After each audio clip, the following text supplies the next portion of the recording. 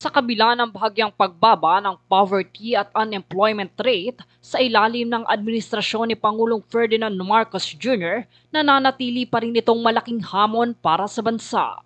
Sa kanyang mga nagdaang pahayag, binigyan diin ng Pangulo ang determinasyon ng pamahalaan na sugpuin ang kahirapan sa pamamagitan ng mga programang pangkabuhayan at tulong sa mga nawalan ng trabaho. Ngunit sa likod ng mga numerong indikasyon ng pag-angat ay ang realidad ng milyong-milyong Pilipinong patuloy na umaasa sa konkretong aksyon at tuloy-tuloy na suporta. Ngayong SONA 2025, asam ng mamamayan ang malinaw na direksyon sa laban kontra kahirapan at kawalan ng hanap buhay. Ang tanong, sapat na ba ang mga hakbang na ginawa upang maramdaman ang tunay na ginhawa? Sa kasalukuyang panahon, nananatiling mahalagang usapin ang kahirapan at kawalan ng trabaho sa bansa.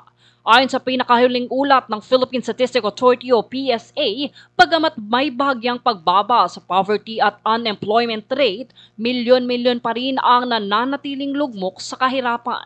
Karamihan sa mga apektado ay nasa sektor ng agrikultura, informal labor at mga kabataan na hindi makapasok sa formal na trabaho. Sa gitna ng pangakong pagbangon mula pandemya, marami pa rin tanong ukol sa epektibong implementasyon ng mga programang pangkabuhayan. Sa kanyang SONA noong nakaraang taon, binigyan diin ng Pangulo ang layuning wakasan ang cycle ng kahirapan sa pamamagitan ng makabagong paglikha ng trabaho at pagsuporta sa mga lokal na industriya. Batay sa datos mula sa PSA, ang poverty incidence sa bansa ay bumaba sa 18.1% noong 2023 mula sa 18.8% noong 2022. Bagamat positibong indikasyon ito, ang kabuuang bilang ng may hirap ay nananatiling mataas. Humigit kumulang 19.99 million pa rin ang nabubuhay sa kita na mas mababa sa 12,030 pesos bawat buwan para sa pamilyang may 5 miyembro.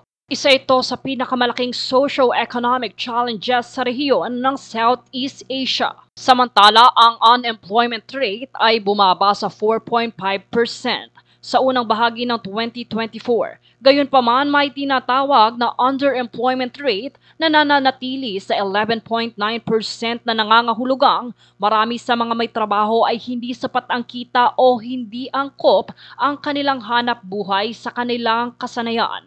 Bukod dito, halos 8 sa bawat 10 Pilipino na walang trabaho ay nasa edad na 15 hanggang 24 na nagpapakita ng youth unemployment crisis. Upang tugunan nito, pinalawak ng administrasyon ang mga programa tulad ng tupad o tulong panghanap buhay sa ating disadvantaged o displaced workers na ayon sa DOLE ay may higit 1.3 million beneficiaries ang nabigyan ng pansamantalang hanap buhay mula taong 2022 hanggang 2024. Gayunpaman, karamihan sa mga trabaho ay tumatagal lamang ng 10 hanggang 30 araw. Samantala, patuloy pa rin ang programang AKAP o Abot Kamay ang pagtulong para sa OFWs na nakatulong sa 650,000 OFWs, ngunit marami pa rin ang naiulat na hindi nakakatanggap dahil sa kulang sa dokumento o limitadong pondo.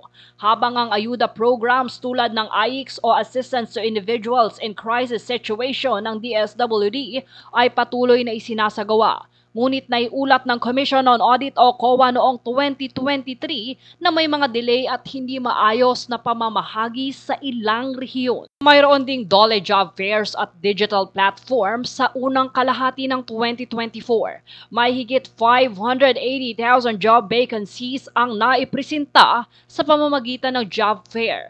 Ngunit ayon sa mga labor group, kulang sa dekalidad at permanenteng posisyon ang karamihan sa mga alok na trabaho. Kabilang din sa mga ipinangako ay ang inclusive growth na layong isalin ang pag-unlad ng ekonomiya sa aktwal na ginhawa ng mga karaniwang mamamayan. Bagamat may mga makikitang hakbang tungo sa pagsugpo ng kahirapan at pagtaas ng employment rate, marami pa ring balakid ang kinahaharap ng mga programa ng pamahalaan. Kabilang dito ang limitadong pondo, hindi pantay na distribusyon sa mga rehiyon at kakulangan ng dekalidad na trabaho sa labas ng urban areas. Marami rin sa mga benepisyo ay pansamantala lamang at hindi sapat upang makabuo ng long-term stability sa kabuhayan ng mga Pilipino. Sa kabila nito, kinilala ng administrasyon ang pagkukulang. Sa kanyang SONA noong 2023, kanyang ipinahayag na ang pag-unlad ng lipunan ay nauugnay sa makatarungang pamamahala. Sa kabuuan, may mga positibong senyales ng pagbangon, ngunit hindi pa sapat ang mga ito upang tuluyang mawakasan ang kahirapan at kawalan ng trabaho. Ang mga kasalukuyang programa ay kailangang palawakin, pagtibayin at makapagpanatili sa pangangailangan ng mga mamamayan. Dahil ang tunay na sukat ng kaunlaran ay ang kung mararamdaman ng ordinaryong Pilipino ang pag-unlad ng sariling tahanan at komunidad. Jade Buhoy, nag-uulat para sa Golden Nation Network.